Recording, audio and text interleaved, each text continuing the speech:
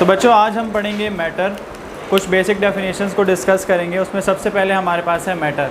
ठीक है, मैटर क्या होता है आप सबको पता है, हर वो चीज़ जो जगह घेरे और वज़न रखे वो कहलाती है मैटर। इंग्लिश में हम कहेंगे anything that has mass and occupy space is called matter.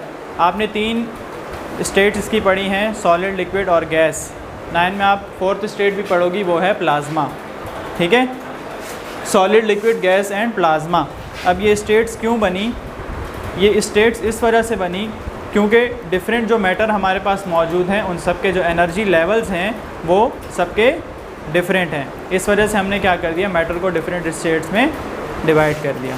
ठीक है, इसको हम डिटेल में बाद में डिस्कस करेंगे, फ़िलहाल सिर्फ हमने डेफिनेशन पढ़नी है। नेक्स्ट हमारे पास है एटम। एटम के बारे में सुना है आप लोगों ने, क्या होता है? नहीं? ठीक है, एटम हम कहते हैं matter is composed of smallest particles called atom. अब दुनिया में जितना भी मैटर मौजूद है, जितना भी मादा मौजूद है, वो सब छोटे छोटे ज़र्रात से मिलके बना है, छोटे छोटे पार्टिकल से मिलके बना है, उसे हम कहते हैं एटम। ठीक है, एटम को हमने मज़ीद डिवाइड किया है सब एटॉमिक पार्टिकल्स में, वो है इलेक्ट्रॉन, प्रोटॉन और न्यूट्रॉन। इलेक्ट्रॉन पे हमारे पास होता है नेगेटिव चार्ज, प्रोटॉन पे होता है प्लस का चार्ज और न्यूट्रॉन पे कोई चार्ज नहीं होता। न्यूट्रॉन हमारे पास न्यूट्रल होता है। ठीक है, एटम समझ आ गया? यहाँ तक कोई मसला किसी को नहीं है? पक्की बात है? ठीक है, नेक्स्ट हमारे पास है elements. Elements are made up of same atoms having same atomic number but and same chemical properties. अब जो एलिमेंट हमारे पास होता है वो एक ही तरह के एटम से मिलके बना होता है, एक ही तरह की उसकी एटॉमिक मास होता है, उसकी प्रॉपर्टीज़ भी सेम होती हैं। फॉर एग्जांपल हमने ले लिया गोल्ड। ठीक है, अब हमारे पास बहुत सारा गोल्ड है।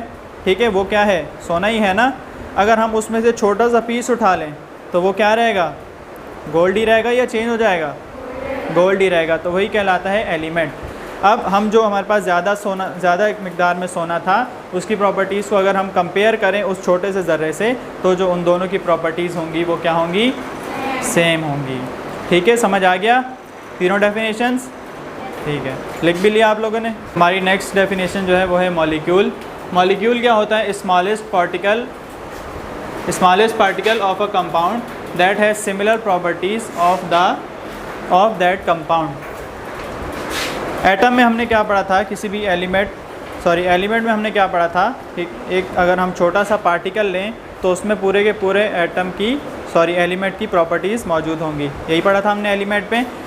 इसमें क्या है, मॉलिक्यूल में हम कह रहे हैं कि हम अगर किसी भी कंपाउंड में से एक पार्टिकल उठा लें तो उस पूरे कंपाउंड की जो प्रॉपर्टीज़ होंगी वो उस पार्टिकल के अंदर मौजूद होंगी। ठीक है, एलिमेंट में हमने क्या पढ़ा था? एक पार्टिकल में उस एटम की तमाम जो प्रॉपर्टीज़ होंगी वो प्रेजेंट होंगी। इसमें हम पढ़ रहे हैं कि उस कंपाउंड की, जो भी हमने कंपाउंड लिया है उसके बारे में जो भी हम जानते हैं उसकी जितनी भी प्रॉपर्टीज़ हैं वो सब उस पार्टिकल के अंदर मौजूद होंगी। कंपाउंड वो होता है बेटा जब भी 2 या 2 से ज़्यादा एलिमेंट आपस में मिलते हैं, 2 या 2 से ज़्यादा चीज़ें आपस में मिलकर अगर कोई नई चीज़ बना दें तो वो कहलाता है कंपाउंड। ठीक है, समझ आ गया या नहीं आया? दोबारा बता दूं? किसको आवाज़ नहीं आ रही? आपको नहीं आ रही? अच्छा, एलिमेंट में हमने पढ़ा था, आ रही है अब आवाज़? ठीक है, एलिमेंट में हमने ये पढ़ा था कि अगर हम किसी भी एलिमेंट को अगर हम ज़्यादा अमाउंट में लें और उसी एलिमेंट को अगर हम कम अमाउंट में लें तो दोनों की जो प्रॉपर्टीज़ होंगी वो सेम होंगी। यही पढ़ा था। ठीक है, मॉलिक्यूल में हम ये पढ़ रहे हैं कि हमने 2 या 2 से ज़्यादा एटम्स को आपस में मिला दिया। ठीक है, मिलाने के बाद हमारे पास एक कंपाउंड बन गया। अब वो जो कंपाउंड है अगर हम उसको ज़्यादा तादाद में लें और अगर हम उसको कम अमाउंट में लें तब उन दोनों की प्रॉपर्टीज़ क्या होंगी? सेम होंगी। क्या होंगी? सेम होंगी। तो उसे हम कहते हैं मॉलिक्यूल। ठीक है, समझ आ गया अब या अब भी नहीं आया? आ गया। नेक्स्ट हमारे पास है सब्सटेंस।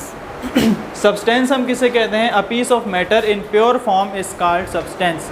किसी भी मैटर का प्योर फॉर्म में खालिस हालत में मौजूद होना कहलाता है सब्सटेंस। मिसाल के तौर पे अगर हम पानी लें, ठीक है, पानी को हम तमाम इम्प्योरिटीज़ से जो उसमें जो माइक्रो ऑर्गेनिज़म्स हैं जो भी है उसमें, उससे हम उसको पाक करके एक प्योर हालत में ले लें उस पानी को, तो वो हमारे पास कहलाएगा सब्सटेंस। ठीक है, क्लियर हो गया? वापसी समझा देते हैं। किसी भी मैटर को अगर हम प्योर फॉर्म में ले लें, प्योर फॉर्म में लेने के बाद हम उसे कह देते हैं सब्सटेंस। ठीक है, सब्सटेंस उसे कहा जाता है मैटर की खालिस हालत में जो भी चीज़ मौजूद होती है उसे हम कहते हैं सब्सटेंस। ठीक है, क्लियर हो गया या नहीं हुआ? कोई एग्जांपल अभी मैंने आपको दी वाटर की।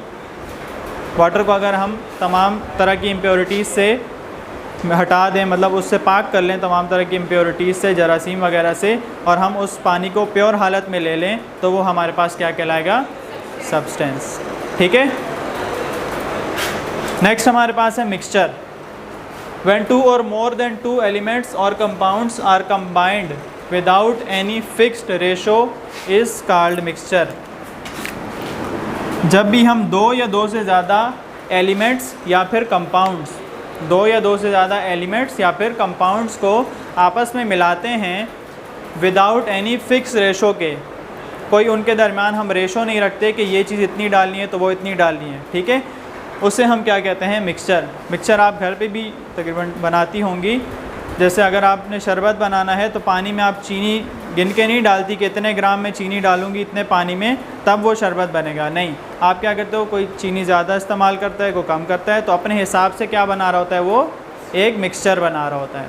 ठीक है, इसके अलावा पिज़्ज़ा पे जो सॉस वगैरह डलता है वो भी क्या हो गया? उसका एक मिक्सचर हो गया। ठीक है, क्लियर हो गई बात? तीनों डेफिनेशन समझ आ गई? मिक्सचर एक और दफ़ा समझा दूँ। जब भी दो या दो से ज़्यादा एलिमेंट या फिर कंपाउंड आपस में कंबाइन होते हैं, आपस में मिलते हैं विदाउट एनी फिक्स रेशो के, कोई उनके दरमियान रेशो नहीं होता कि हमने ये चीज़ इतनी डालनी है या पानी हमने इतना डालना है तो हमने 50 ग्राम शुगर डालनी है। ठीक है, कोई उनके दरमियान रेशो नहीं होता, हम अपनी मर्ज़ी से उसको डाल सकते हैं। ठीक है, वो चीज़ कहलाती है मिक्सचर, जिसमें कोई नाप तोल नहीं होती।